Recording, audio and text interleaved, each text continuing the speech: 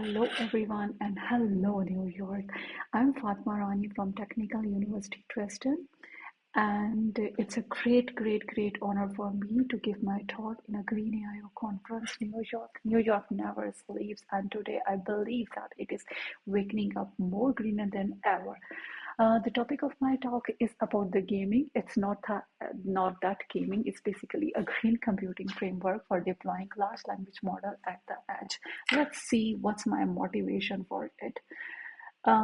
You all know that I have get this from the beginning of this month. There is some news from the USA news.com, and they are saying that what is the hidden environment cost of the America data center boom, and that they are telling that it's about 25 billion bill. And then there is some other news. One is about the evidence shows that basically the data center panic gets electricity prices wrong because they are saying that it's a state energy policy. And then there are some news about this from the CNN Climate as well, in which they are saying that the big tech is increasingly promising to pay for the spiking power cost, but there's not much to enforce it. Then I gather some other news, which is from which is about the power hungry and how the AI boom is forcing a clean energy reckoning. This is from the beginning of this year. And then because of all of these scary news, there is some people are saying about the big tech climate goals, and they are worrying about that it's basically maybe the locking in the more fossil fuels. And then because of this there have there's some movement started which was saying about that we should quit AI, but we all know honestly speaking that it's not an easy thing that we can force the people to quit it. They are using it for their every small query, uh, even maybe just how much time it takes for something to warm in the microwave or something like that. And because of this, that we can see that some of the energy information administration, they have say that okay, maybe the US power used to beat the record highs for in this year. We have seen some of the records already, and maybe in the next year they're going to be much more.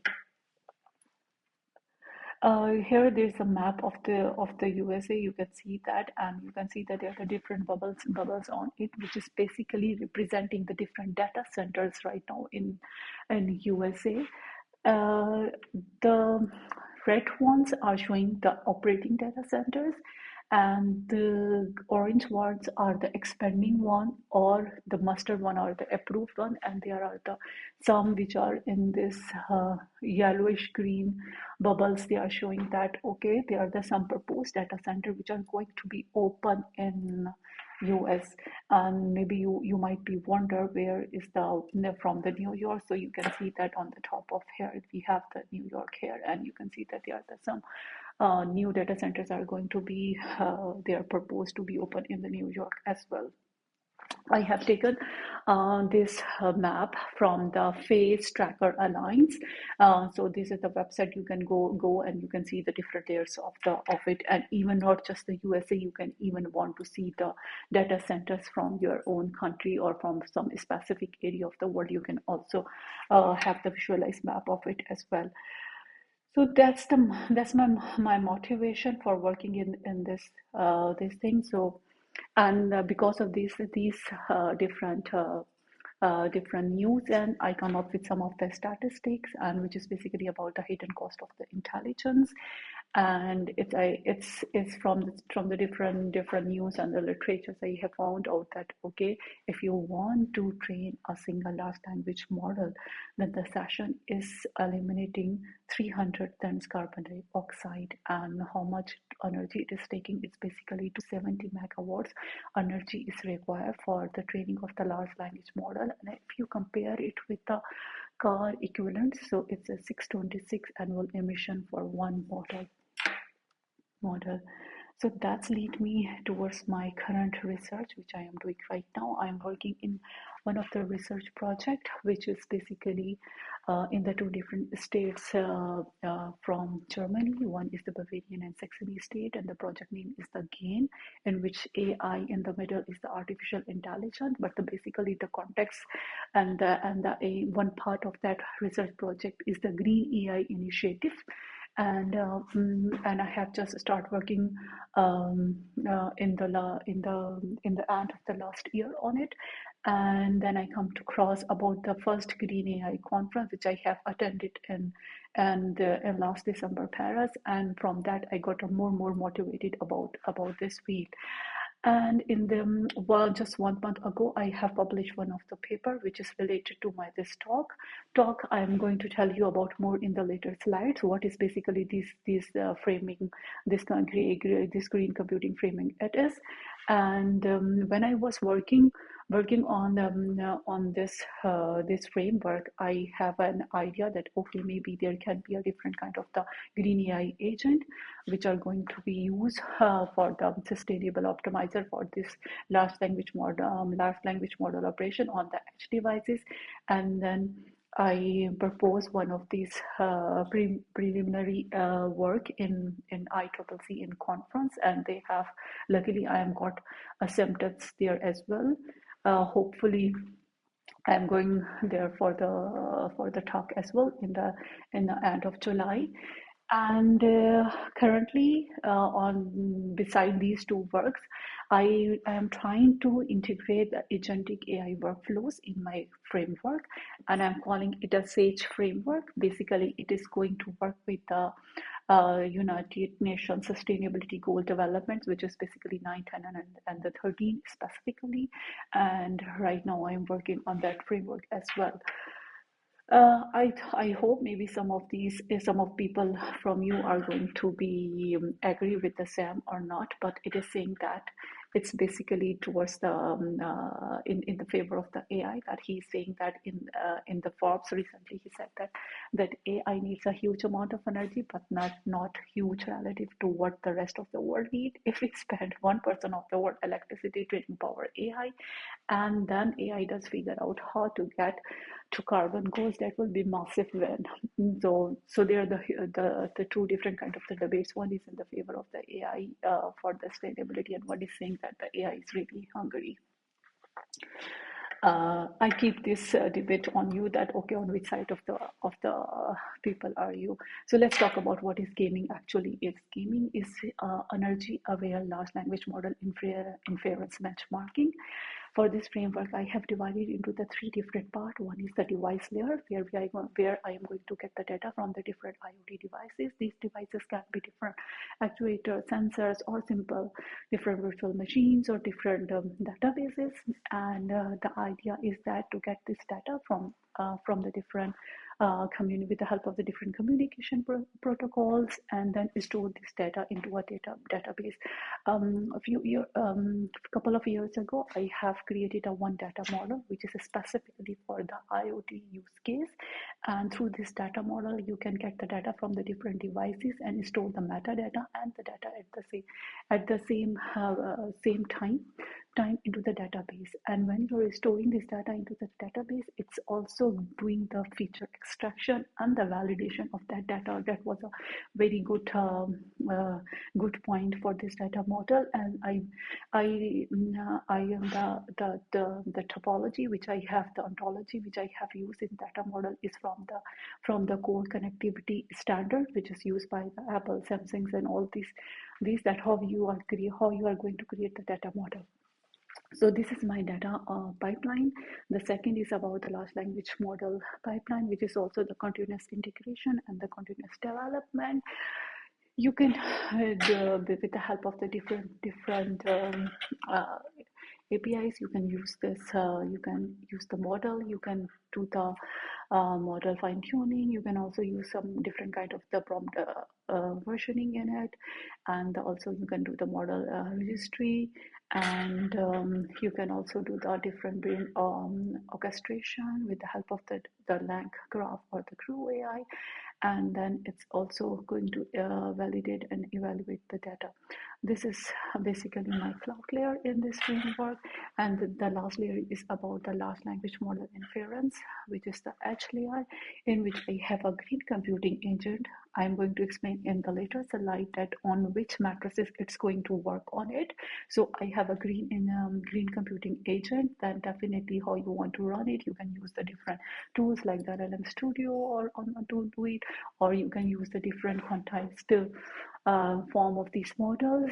And then you also have some guardrails reflection in it, and then you can also visualize the data into the dashboard. So as I told you that I'm going to tell about this green computing agent. So my test bed is comprised of the different edge devices.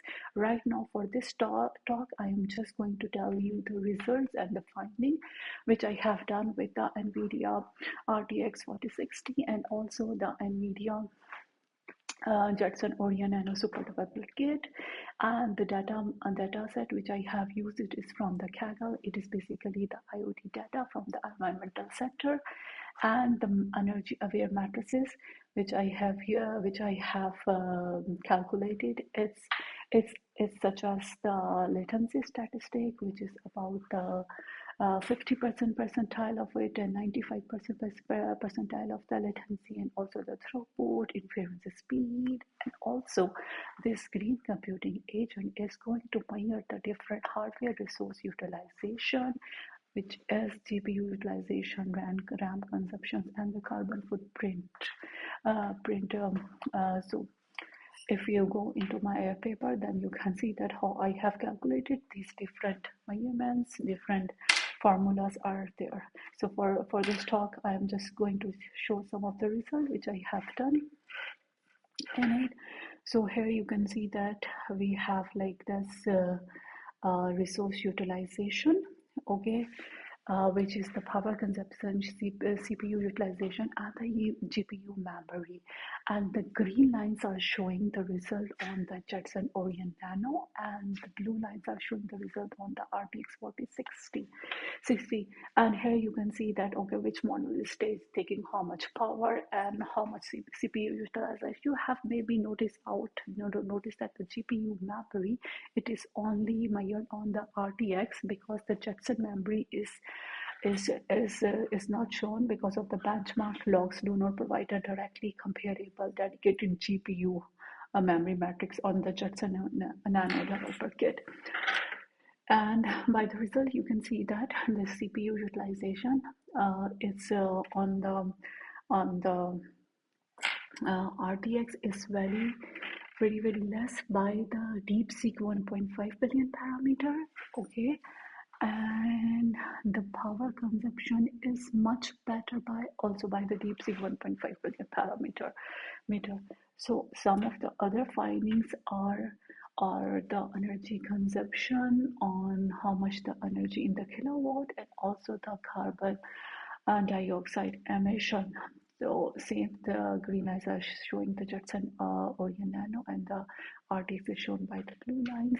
And here we can see that on the left hand side of the slide, that basically the Qn model are very good on it, and also the DeepSeek. And for the carbon dioxide emission, the less value is also shown by the Qn 1.5 billion parameter. And then there is some relative performance, and we have seen that on the Jetson Orion also the Qn 2.5 has performed very well, and on the RTX 4060 also the Qn 2.53 billion parameter is performed very well. And just let's talk about some of the compact deployment for this footprint comparison.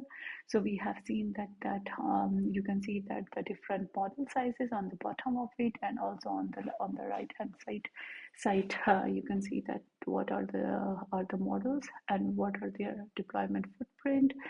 And we have seen that basically the DeepSeek R1 1.5 billion parameter, and again Queen 2.5 model with 1.5 billion parameters have much good values over here, and there's the mostly for the input window and the input contents and the key tokens. Just Minstrel have show a little bit different behavior and has the more context size, but the other context windows are the same which I have used for this framework. Uh, so you can see that from this radar graph that on the Jetson Orion Nano again going 2.5 with a 3 billion parameters have done a much more better result on the RTX 4060 and on for in terms of the latency, but the 1.5 billion parameter, again the same model, is done good on the Jetson Orion Nano and the vice versa.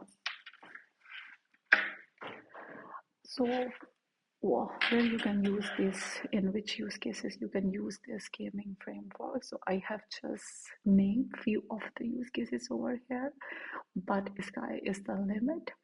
And here you can see that even you can use the Edge large language model operations framework on the customer support, on the digital twin, and also for the robotics and predictive maintenance, as I'm saying that you can name and you can put over here. So what are my next steps right now? So my next steps for this sustainable intelligence is that to explore a new different solution. I already told that I am working on this SAGE framework as well, where I am going to introduce the agentic AI workflow, and they're going to create two different kind of the agentic AI workflow. One is about the green AI agent, which is going to calculate the different matrices beside the matrices which I have just presented in this talk. And the second is another agent which is going to optimize this large language model operation framework. And I have done some of the research about the different prompt strategy as well, like COT, RAG, and everything. I'm going to soon in other paper, I'm going to publish these research. And then in the future, I also want to explore some of the hybrid solution, especially for the federated learning in this edge and cloud domain. And for sure, wanted to run this framework into the different edge devices. For the collaboration, I am already doing one collaboration with the Green Pixie people. Hopefully you are going to enjoy their booth in this New York conference. Go and talk with them, and they are doing the inference on the cloud thing, and I am doing on the edge devices. Beside that, I'm also doing some collaboration with some of the small startups in Dresden, which are using the large language model for the software automation, and trying to make their framework more sustainable. Beside that, there is another power innovation, which is basically maybe some kind of the new standards for the environment stewardships and the technology, hopefully. So I'm going to end my talk with this key question, which is basically not actually that what can AI do, but what should AI do? It's basically from the Heaven Jones, and you can scan this QR code if you have any comment, any critic, or if you want to collaborate with me on these three different frameworks. So I'm happy to collaborate with you. And thank you very much for your patience, for being a very good audience, and for listening to me. If you have any question, you can just scan this code, and you can link me on the LinkedIn, and also you can write me an email as well. Thank you very much. Have a lovely evening ahead.